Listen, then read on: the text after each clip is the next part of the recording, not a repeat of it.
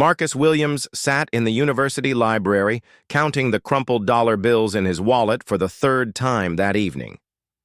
$23.47. That was all that stood between him and complete financial ruin.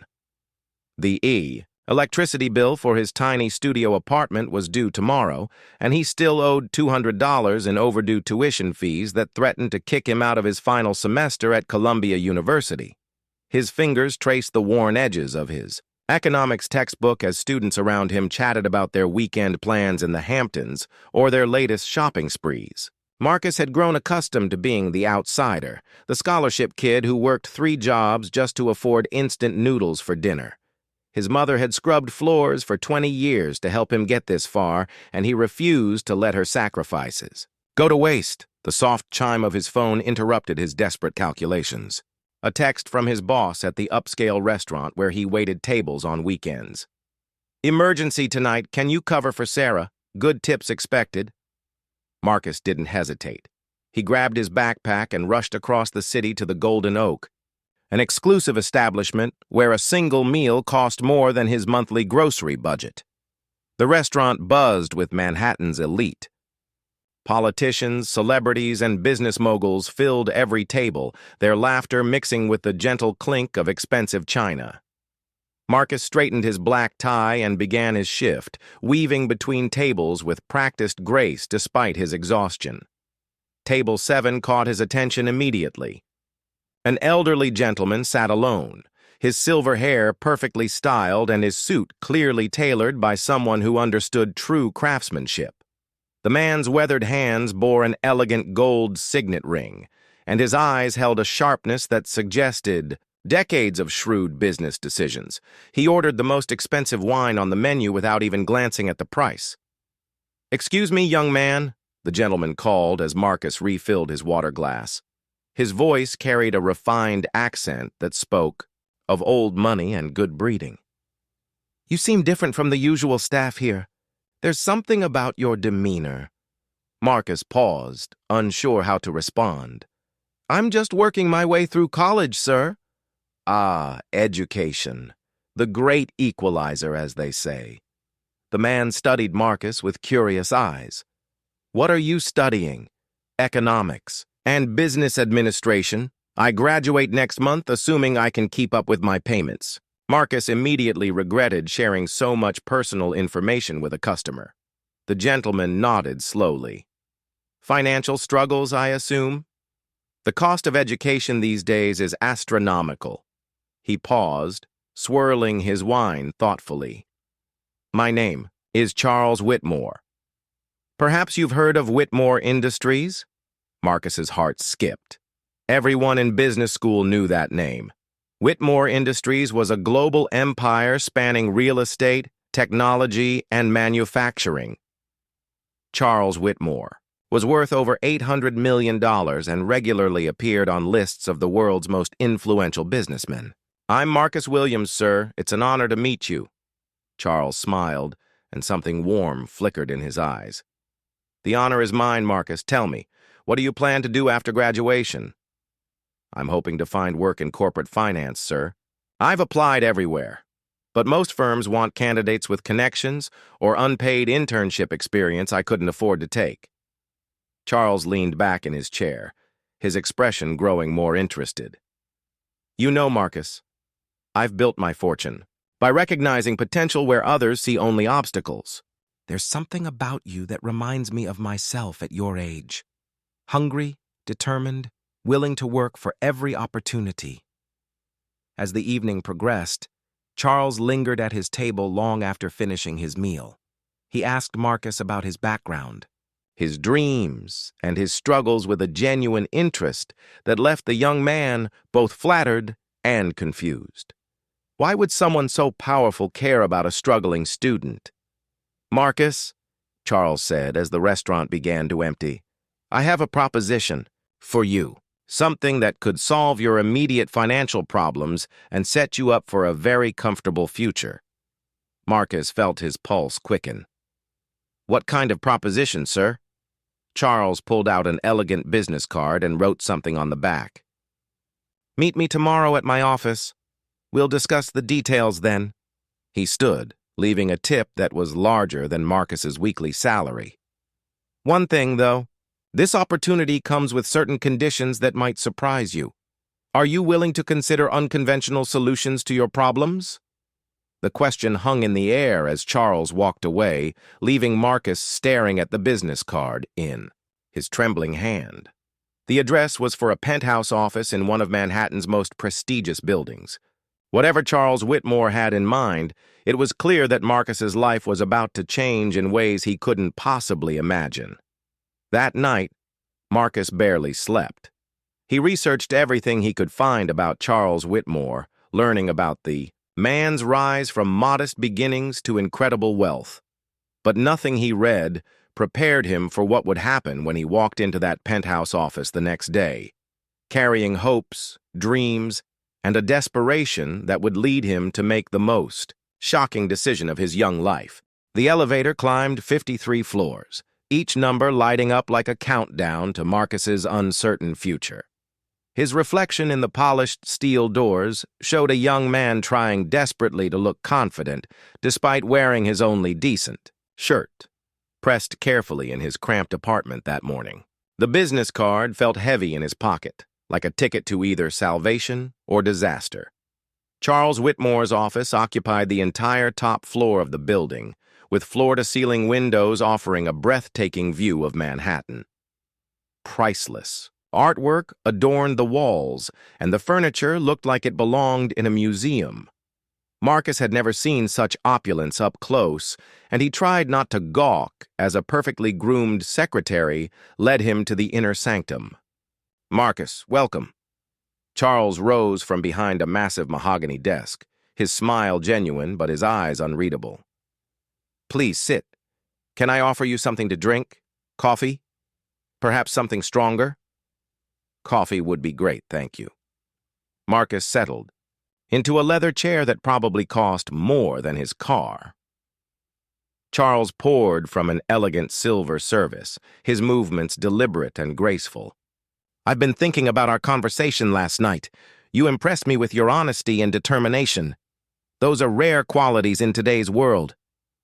"I appreciate that, sir, but I have to admit I'm curious about this proposition you mentioned." Charles handed him the coffee in delicate china that Marcus was terrified to drop. "Direct. I like that." He walked to the windows, gazing out at the city below. "Marcus, what would you say if I told you I could eliminate all your financial problems? Today, pay off your debts, cover your tuition, set you up with a trust fund that would ensure you never want for anything again?" Marcus nearly choked on his coffee. "I'd say that sounds too good to be true, sir." Wise response. "There are, as I mentioned, conditions." Charles turned back to face him, his expression serious. "Unconventional conditions that would require a significant commitment on your part." The room fell silent except for the distant hum of traffic far below.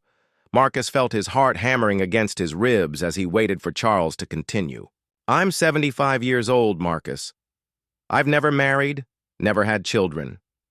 My vast fortune will someday go to distant relatives who have never worked a day in their lives and care nothing for the empire I've built."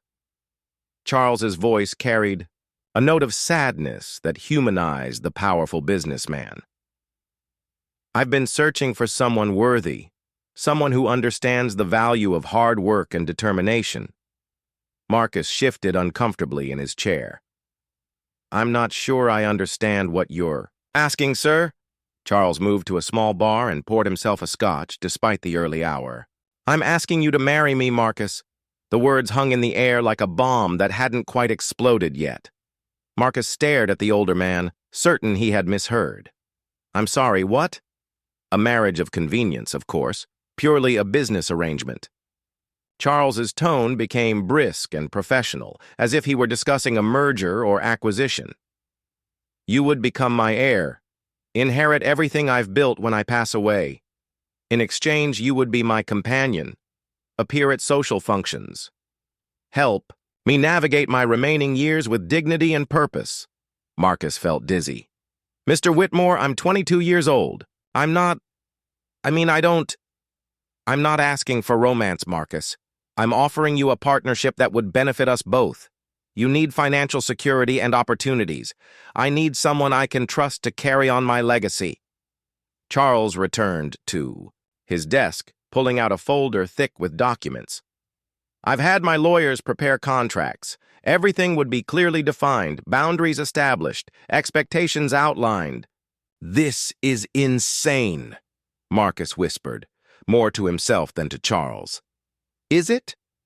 Or is it simply an unconventional solution to both our problems? Charles leaned forward, his eyes intense. Think about it rationally.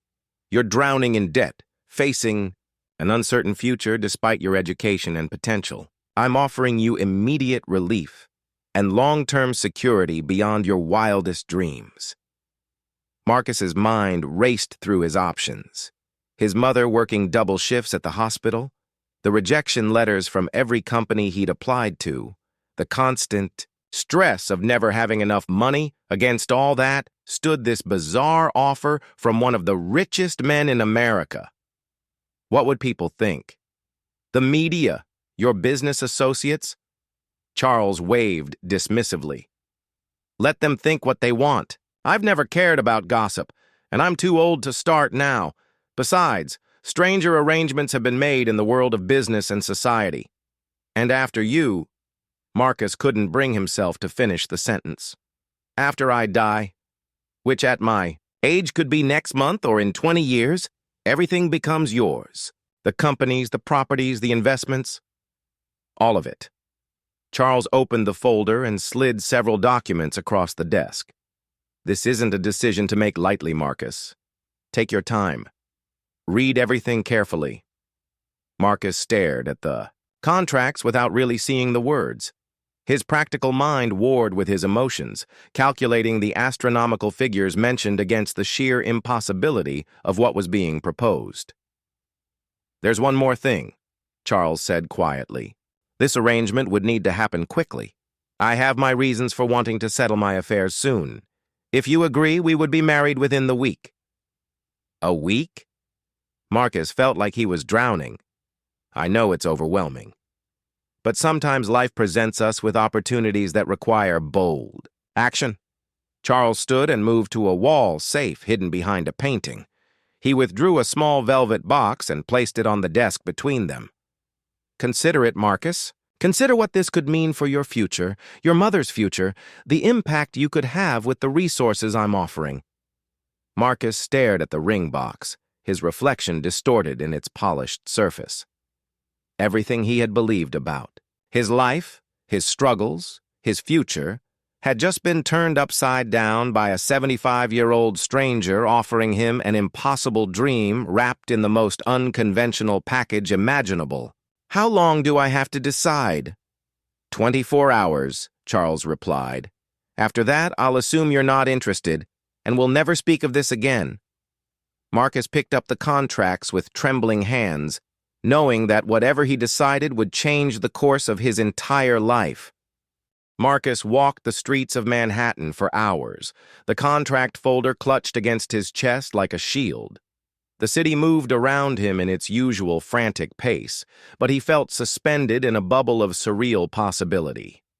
Hot dog vendors, taxi, horns, and rushing pedestrians all seemed distant and unreal compared to the life-altering decision weighing on his shoulders.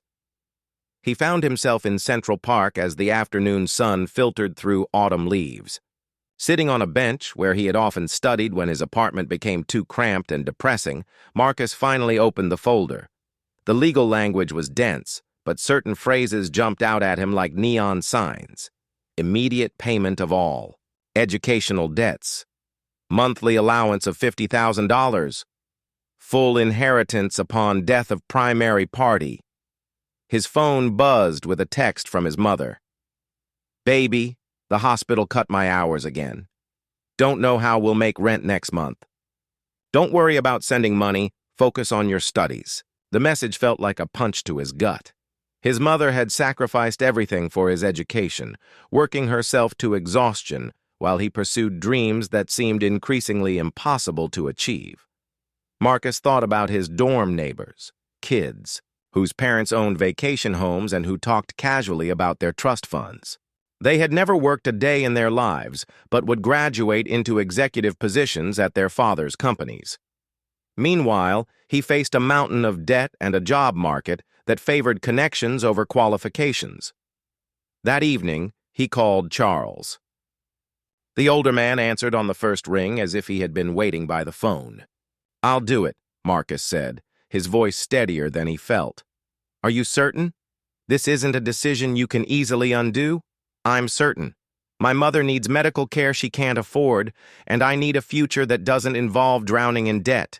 If this is what it takes, then yes, I accept your proposal." Charles was quiet for a moment. "Very well. Meet me at City Hall tomorrow at 9 a.m. I've already arranged for the paperwork to be expedited." The wedding was unlike anything Marcus could have imagined. No flowers, no music, no celebration. Just two men in suits standing before a clerk, in a sterile government office, exchanging vows that felt more like a business transaction than a marriage ceremony. Charles had brought two witnesses, his lawyer and secretary, both of whom maintained professional smiles throughout the brief proceedings. "You may kiss," the clerk said routinely. Charles placed a gentle, fatherly hand on Marcus's shoulder instead. "A handshake will suffice," he told the clerk with a smile that didn't reach his eyes. Afterward, Charles handed Marcus a bank card and a set of keys. "The penthouse apartment on East 72nd Street is yours. I'll maintain my residence in the Hamptons most of the time, but we'll need to appear together at social functions occasionally." Marcus stared at the keys, feeling like he was holding someone else's life. "What do I tell people? Friends? Family?" "Tell them you married well," Charles replied with dry humor. "The truth, just not all of it." The penthouse was everything Marcus had seen in movies, but never believed he would experience. Marble floors, a kitchen larger than his old apartment, and a view of the city that took his breath away. He stood at the floor-to-ceiling windows, trying to process how dramatically his life had changed in less than 24 hours. His phone rang constantly over the next few days. His mother cried when he told her he had gotten married and could now help with her medical bills. His college friends were shocked and confused when they heard he had married some businessman and moved into a luxury apartment. The story he told was carefully crafted, mentioning that Charles was older and successful, but omitting the vast age gap and the true nature of their arrangement. Charles proved to be a surprisingly easy companion.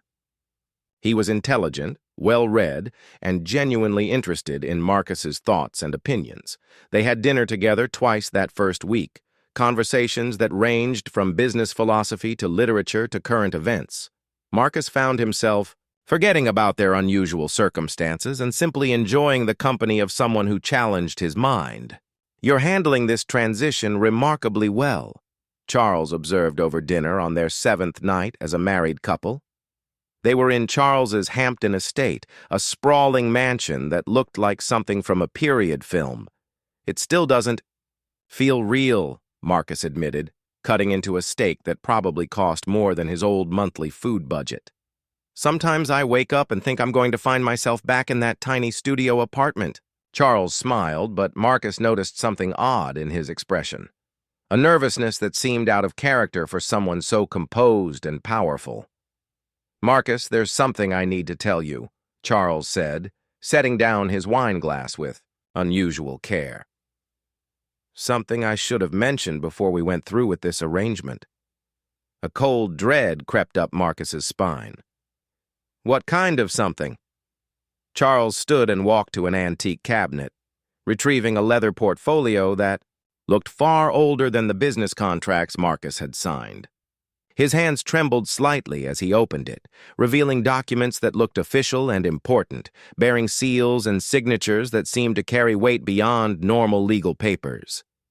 "The Whitmore name carries more significance than I initially shared with you," Charles began, his voice taking on a gravity that made the elegant dining room feel suddenly small and intimate.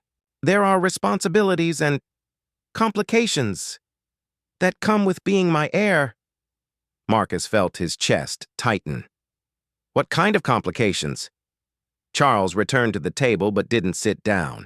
Instead, he placed the portfolio in front of Marcus, his finger pointing to a coat of arms emblazoned at the top of the first document. The kind that involve crowns and kingdoms, Marcus. The kind that make our marriage far more significant than either of us could have anticipated. The room fell silent except for the distant sound of waves crashing against the shore outside.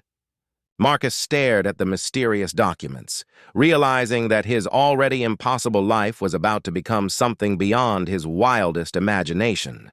Marcus stared at the coat of arms, his mind struggling to process what Charles was trying to tell him. The document bore official seals and was written in multiple languages, including what looked like Latin.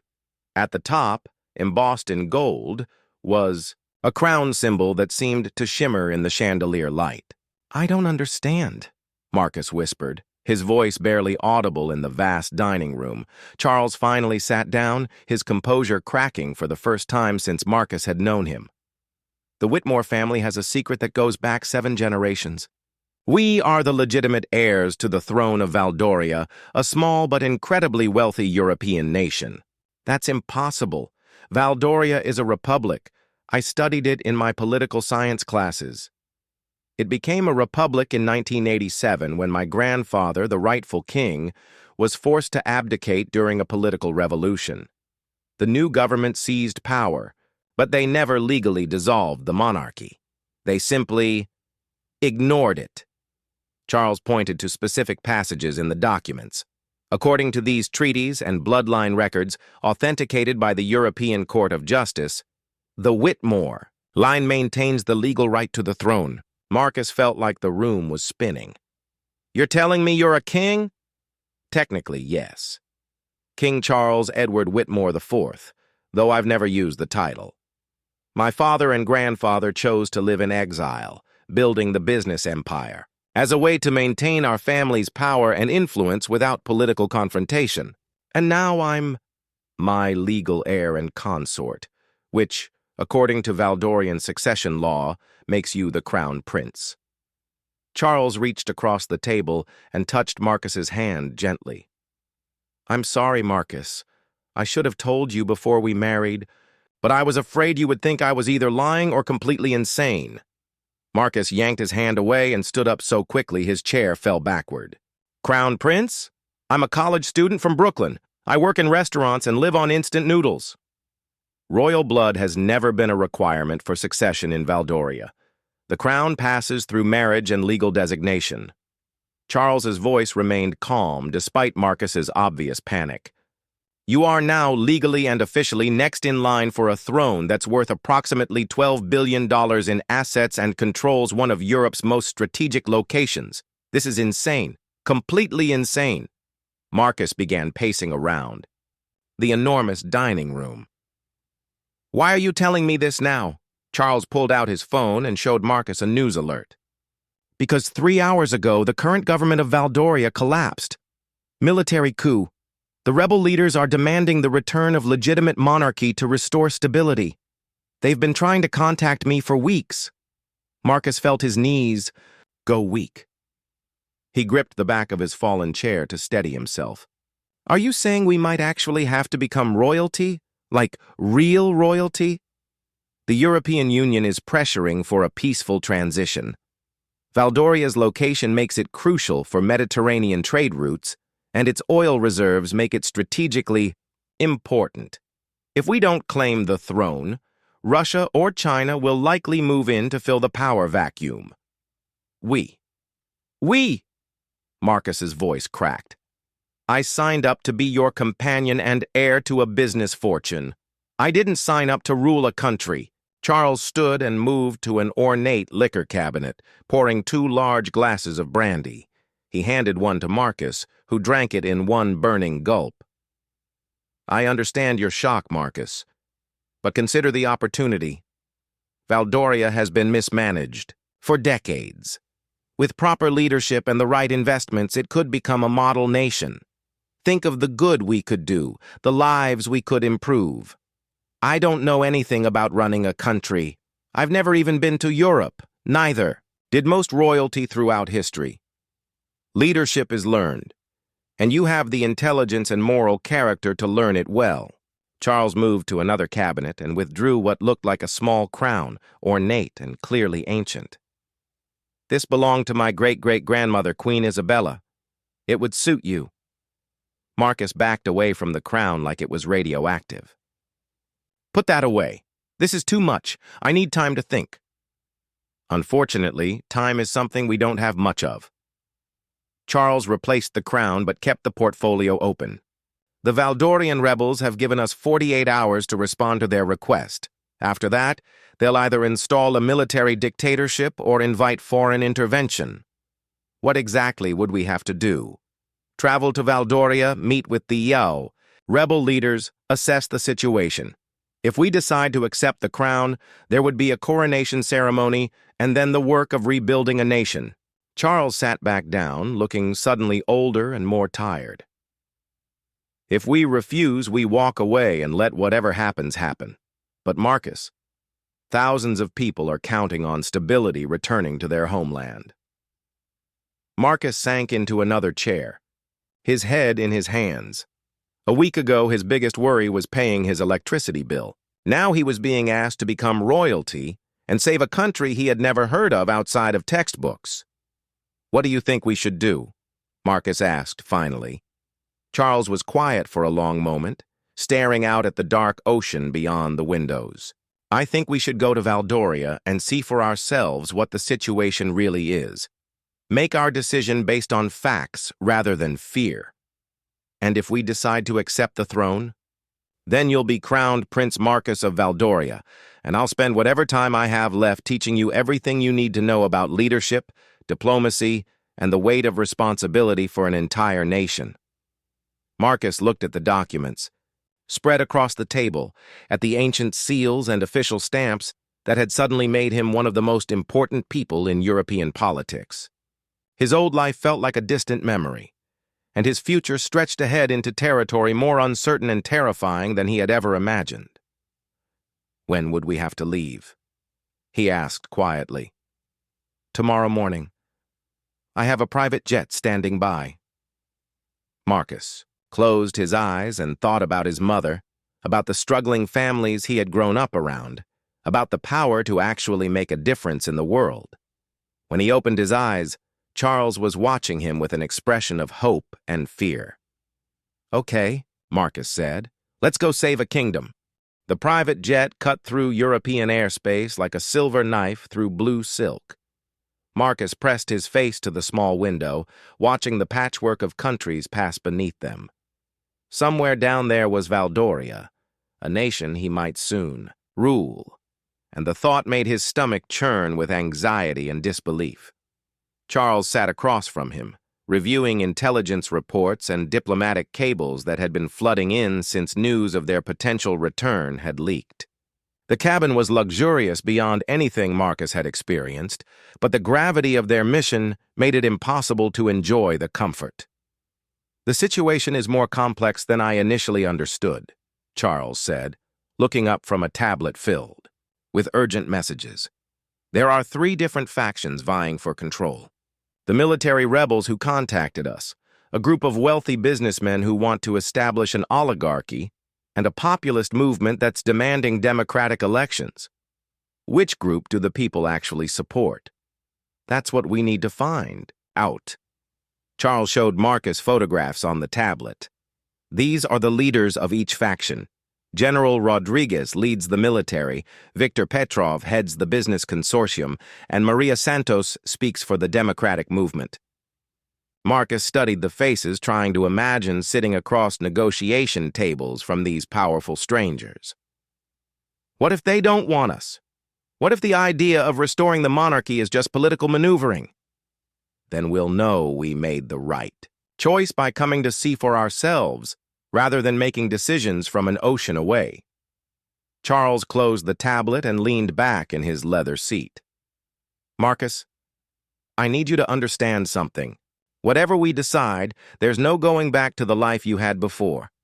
Too many people know about our marriage and your new status. You'll always be watched, analyzed, judged by standards different from ordinary people.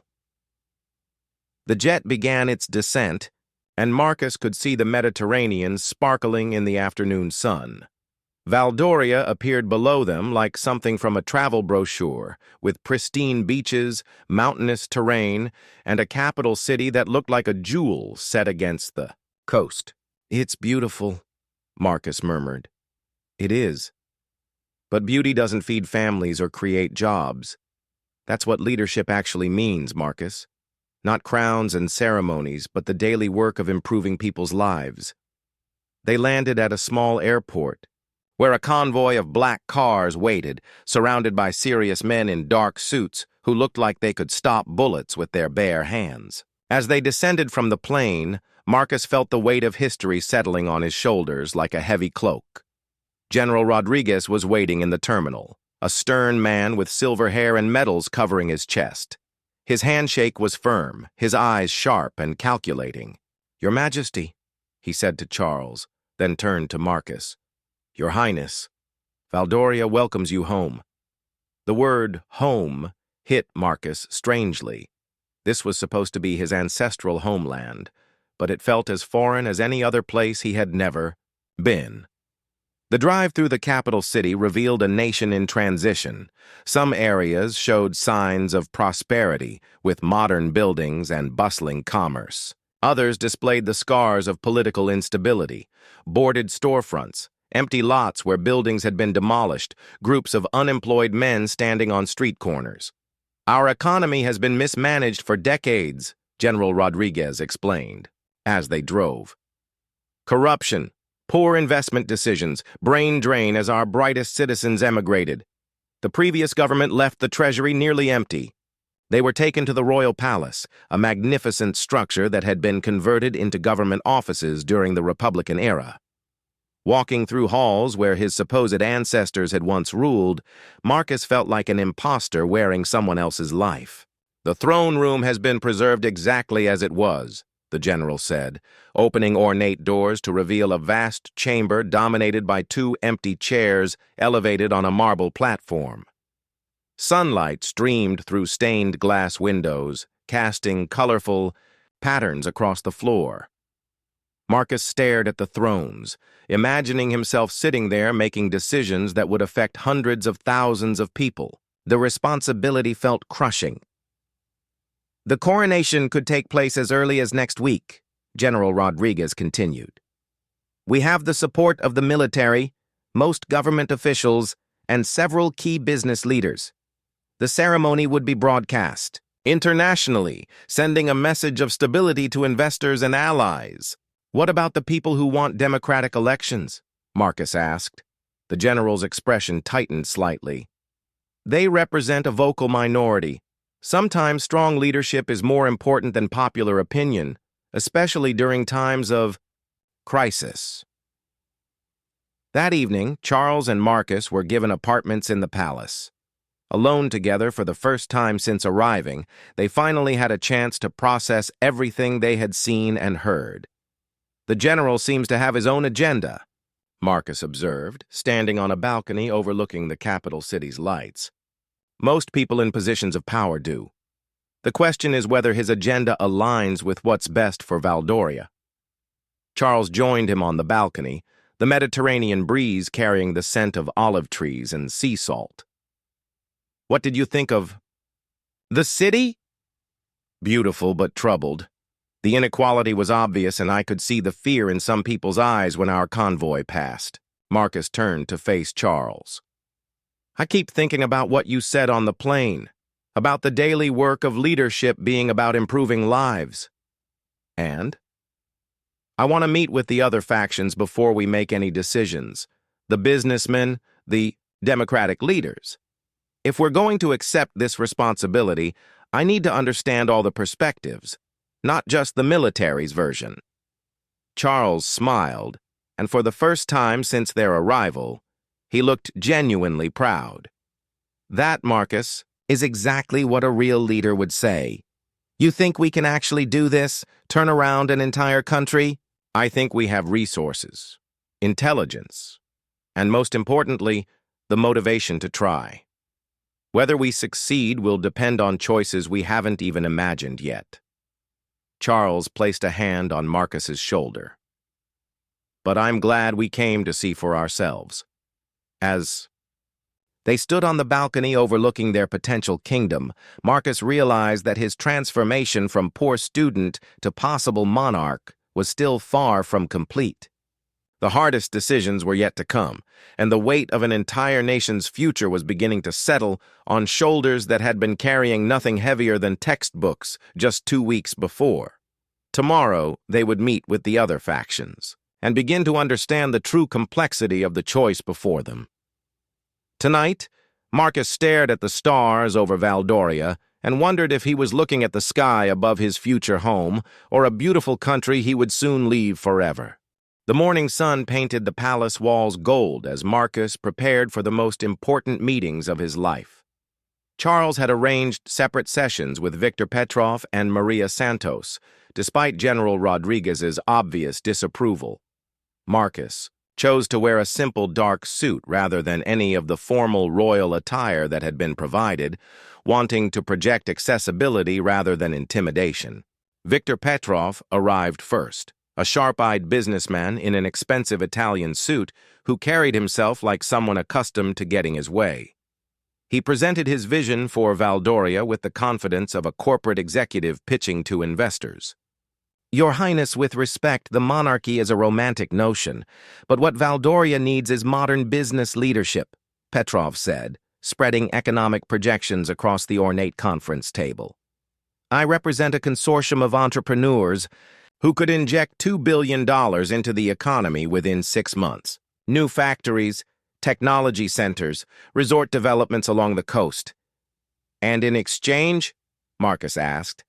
"Favorable business policies, reduced regulations, tax incentives, the usual arrangements between government and private enterprise." Petrov's smile was smooth, but didn't reach his eyes. The crown would remain as a ceremonial position, of course. Tourists love royal pageantry. Marcus studied the numbers, impressive on paper but lacking details about how ordinary citizens would benefit. What about the unemployment problem? The failing infrastructure in rural areas?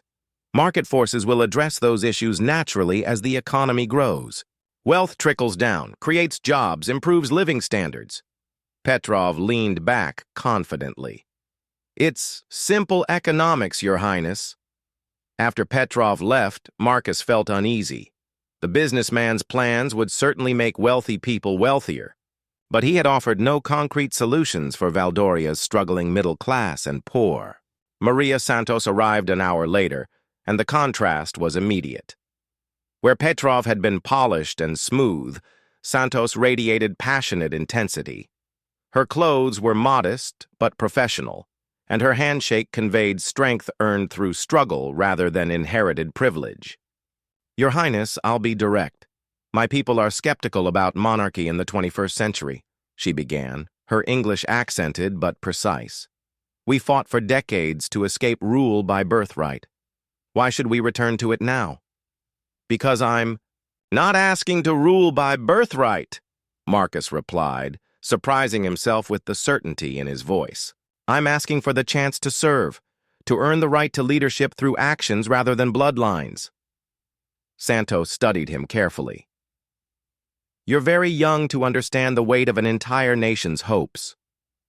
Young enough to care more about the future than preserving the past," Marcus countered. "What would your democratic movement need to support a constitutional monarchy? Real power sharing, not ceremonial gestures." For the first time, Santos smiled. "An elected parliament with legislative authority, constitutional limits on royal power, a Bill of Rights that protects citizens from government overreach, and most importantly, regular elections where the people can choose their representatives." Marcus nodded thoughtfully. "What if the monarchy focused on international relations, economic development, and social programs, while Parliament handled domestic legislation and budgets?" "That could work," Santos admitted. "But it would require a king willing to share power genuinely, not just make empty promises." "I'm not interested in absolute power. I've seen what poverty and powerlessness feel like. I want to help people climb out of those situations, not rule over them from above."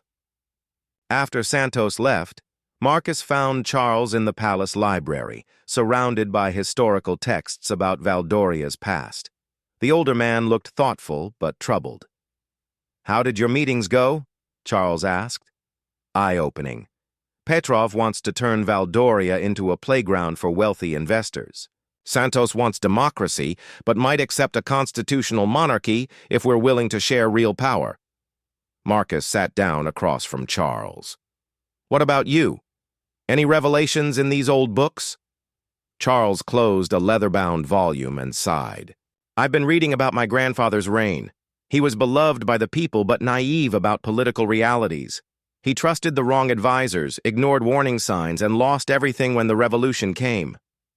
"Are you having second thoughts?" "I'm having realistic thoughts. This won't be a fairy tale, Marcus. Even if we accept the crown and manage to stabilize the country, there will be constant pressure, criticism, attempts to undermine our authority. Royal life isn't glamorous. It's isolating and demanding."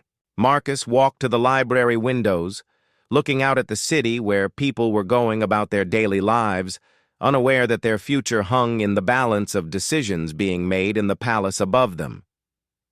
"Charles, what if we try something completely different?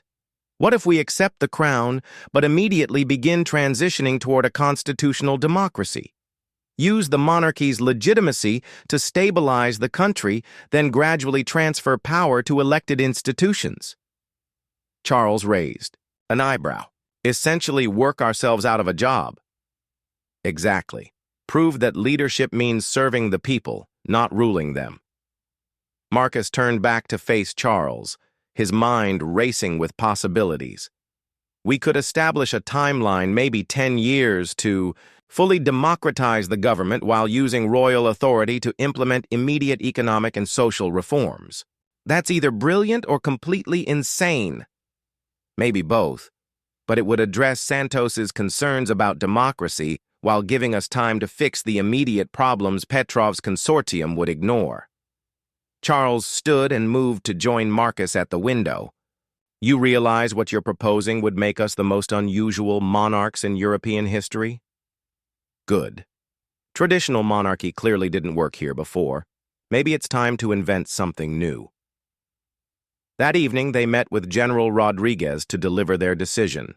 The military leader listened with growing surprise as Marcus outlined their plan for a transitional constitutional monarchy. "Your Highness, with respect, this sounds more like political suicide than royal restoration," Rodriguez said. "Maybe, but it's the only way I can accept the crown with a clear conscience." Marcus leaned forward across the conference table. "General, will your faction support us if we commit to this path?" Rodriguez was quiet for a long moment, clearly calculating political angles. "If it brings stability and international recognition, yes. But I reserve the right to withdraw support if the transition proves chaotic." "Fair enough." The next morning, Marcus stood before a gathering of international media in the palace's grand ballroom. Cameras flashed as he announced his acceptance of the Valdorian crown, but also his commitment to democratic transition. The headlines would read, "Student Prince accepts crown, promises to give it away." Charles watched from the side of the room, pride and concern warring in his expression. They had chosen the most difficult possible path, but also the most honorable one. As the press conference ended, Marcus felt the full weight of his transformation settling on his shoulders. 2 weeks ago, he had been Marcus Williams, struggling college student. Today, he was Crown Prince Marcus of Valdoria, committed to rebuilding a nation and then handing power back to its people. The coronation was scheduled for the following week.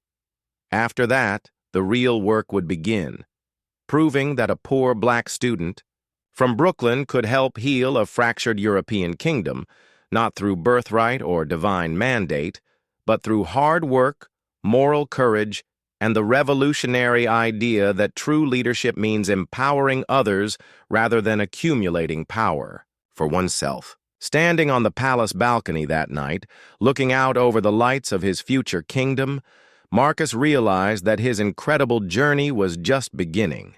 The boy who had once counted dollars and quarters was now responsible for the hopes and dreams of an entire nation, and he was determined not to let them down.